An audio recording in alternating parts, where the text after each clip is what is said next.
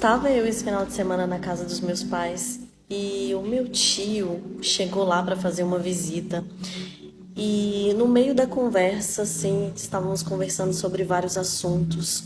Esse final de semana foi um final de semana difícil, de luto na minha família, onde uma tia minha veio a falecer, mas ela descansou no Senhor, porque ela já vinha de um tratamento muito difícil, de fazer hemodiálise já há muitos anos. E esse tio refletindo, né, sobre tudo o que aconteceu, ele me fez uma pergunta. Ele perguntou assim: mas Jesus,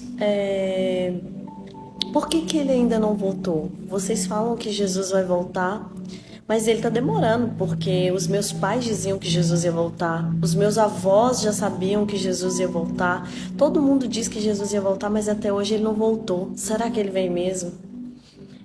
E essa pergunta me fez refletir. Eu respondi naquele momento, mas eu gostaria de compartilhar com você a resposta, porque a Bíblia responde. Já fazem mais de 2000 anos que essa promessa foi feita. A gente está falando aí de 2 milênios que já se passaram. E será que Jesus está demorando mesmo? Por que será que ele ainda não voltou?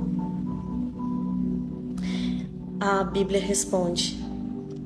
A resposta ela está em 2 Pedro, no capítulo 3. Nós vamos ler aqui dos versos do 8 ao 10. Diz assim: mas há uma coisa, amados, que vocês não devem esquecer, que para o Senhor um dia é como 1000 anos, e 1000 anos são como um dia. O Senhor não retarda a sua promessa, ainda que alguns a julguem demorada. Pelo contrário, ele é paciente com vocês, não querendo que nenhum se pereça, mas que todos cheguem ao arrependimento. Porém, o dia do Senhor virá como um ladrão.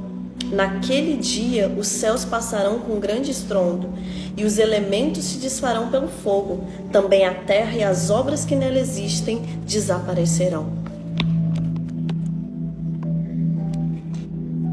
O Senhor, ele não está demorando para cumprir a sua promessa, como alguns pensam. Mas ele está sendo misericordioso, porque ele não quer que ninguém se perca.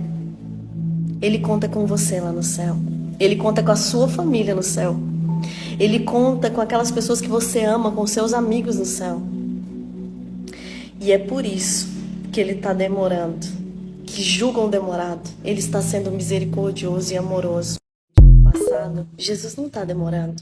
Ele está sendo misericordioso. Porque ele quer que todas as pessoas mudem a sua vida. Ele quer que elas deixem de pecar. Porque ele quer que todos cheguem ao arrependimento. Eu quero lembrar vocês que o mundo já foi destruído uma vez, pelo dilúvio. A gente sabe da história da Arca de Noé, a gente sabe que só a família de Noé ela foi salva ali naquele momento e o mundo foi todo transformado e aí vieram todas as coisas. Se a gente olhar para o mundo daqueles dias e se a gente olhar para o mundo de hoje, muitas coisas aconteceram e nós já estamos se assemelhando àquele tempo em que muitas pessoas foram destruídas por conta do pecado. Ali o pecado já dominava a terra. E hoje, se você parar aí 5 minutos para assistir os jornais, você vai ver que não está tão diferente assim. Muitas coisas aconteceram. E eu queria fazer vocês refletirem em algo muito importante. Em que compartimento Jesus está hoje? Lá no céu, no santuário celestial. Nós sabemos que o santuário ele é feito de vários compartimentos. Se você não souber, você fala nos comentários e eu explico mais profundamente para você o que significa o santuário. Mas o santuário, em que compartimento Jesus está hoje? Ele está no compartimento santíssimo, o último compartimento, intercedendo por nós. E as mensagens angélicas que falam em Apocalipse 14, as 3 mensagens angélicas, qual é a mensagem angélica que nós estamos vivendo hoje? A última mensagem do último anjo. Nós estamos vivendo esse tempo. E se você também tiver curiosidade, pode comentar aí que eu faço um vídeo só explicando sobre as mensagens angélicas. E dos 3 Elias que a Bíblia diz, menciona que é o Antigo Testamento, o Novo Testamento e o Elias do tempo do fim. Nós estamos na época de qual Elias? O terceiro e o último Elias. E das 7 igrejas do Apocalipse, nós estamos na época de qual igreja? Na última. Na última igreja. E eu acabei de contar para vocês que nós estamos vivendo os últimos tempos aqui dessa terra.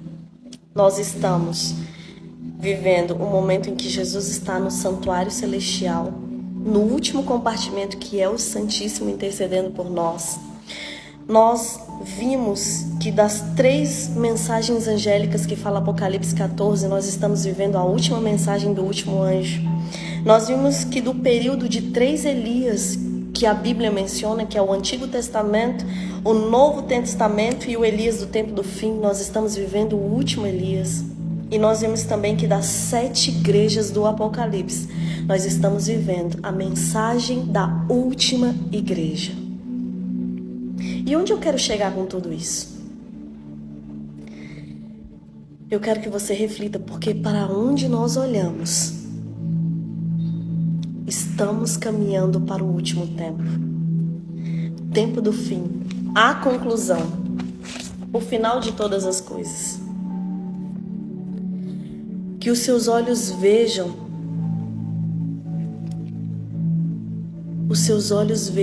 que o Senhor vem em breve. E Ele vem para buscar a sua igreja. E Ele não virá como da primeira vez, para ser humilhado, para ser difamado, para ser açoitado, crucificado. Não. Ele vai vir nas nuvens do céu e todo olho verá e toda língua confessará que Jesus Cristo é o Senhor, para a glória de Deus Pai. E Ele virá com milhares de anjos, milhares e milhares de anjos ao seu lado, num trono de glória, para buscar os seus eleitos, aqueles que o amam e que entregaram a sua vida a Ele e que esperam esse grande dia. E o dia do Senhor virá como um ladrão, vai ser de repente. Ninguém sabe o dia nem a hora senão o Pai. Ele é o único que sabe. Mas Ele pede que nós estejamos preparados para esse dia. Lá em Mateus capítulo 24, nós ouvimos várias coisas que precederiam esse tempo do fim. Guerras, rumores de guerras, fomes, tempestades, muitas coisas. E lá diz, isso não é o fim, isso é o princípio das dores. Isso tudo está acontecendo, nós vemos hoje. Muitas coisas acontecem. Muitas coisas estão acontecendo para se cumprir as profecias. Mas a palavra de Deus declara que isso é só o início das dores. Mas então o que a Bíblia diz que deve acontecer para que venha realmente o fim? E Mateus 24, lá falam tantas coisas que vão acontecer antes do tempo do fim, que seriam os sinais da volta de Cristo. E lá a gente vê que lá diz que houveriam guerras, rumores de guerras, pestes, pandemias, fome, tempestades. Pais se revoltariam contra os filhos e filhos contra pais. O amor de muitos esfriariam. E se você assistir jornais, você vai ver que tudo isso está acontecendo. E isso tudo, a Bíblia diz que isso tudo não é o fim, mas é o princípio das dores. Então, o que a Bíblia diz que realmente deve acontecer para que venha o tempo do fim? Isso a Bíblia diz lá em Mateus 24, 14. Eu gostaria de ler isso com vocês. Mateus 24, 14 diz assim: E será pregado este evangelho do reino por todo o mundo para testemunho a todas as nações. Então virá o fim. Então, para que o fim venha, só chegará ao fim de todas as coisas quando o evangelho eterno de Deus tiver alcançado todas as pessoas. Todas as pessoas. E você deve pensar assim, mas como? Como isso vai acontecer? Todos os dias morrem pessoas, todos os dias nascem pessoas. Como que isso vai acontecer? Eu quero te dizer que até a natureza testifica que Deus é Deus. E Ele tem várias formas que a nossa mente limitada não consegue compreender a grandeza de Deus e o que Ele pode fazer para que o Evangelho seja espalhado a toda criatura, em todo tempo, para que todos ouçam a respeito de Jesus. E o propósito é do Senhor, a missão é dele e Ele resolveu compartilhar comigo e com você. Ele quer que nós o auxiliemos nessa tarefa, sejamos cooperadores com Ele. Ele quer que nos usar para concluir essa missão tão grandiosa. E a última pergunta que eu tenho para você é essa: se Jesus viesse hoje, na sua geração, no seu tempo, nos seus dias, se Jesus voltasse hoje, estaria você pronto e feliz com o seu retorno? Reflita sobre isso. Agora eu quero falar com você, que assim como eu, está aguardando esse dia tão precioso e tão grandioso que é a volta do nosso Deus. Imagine o dia que Ele vai voltar nas nuvens dos céus e que você vai poder olhar nos olhos de Jesus, aquele Deus que veio a este mundo caído e deu a vida por mim e por você, por amor, para que nós pudéssemos um dia morar eternamente com Ele nos céus. Veja esse dia, reflita nesse dia, lembre desse dia e ame esse dia. Eu queria que você ouvisse essa canção, porque ela é maravilhosa.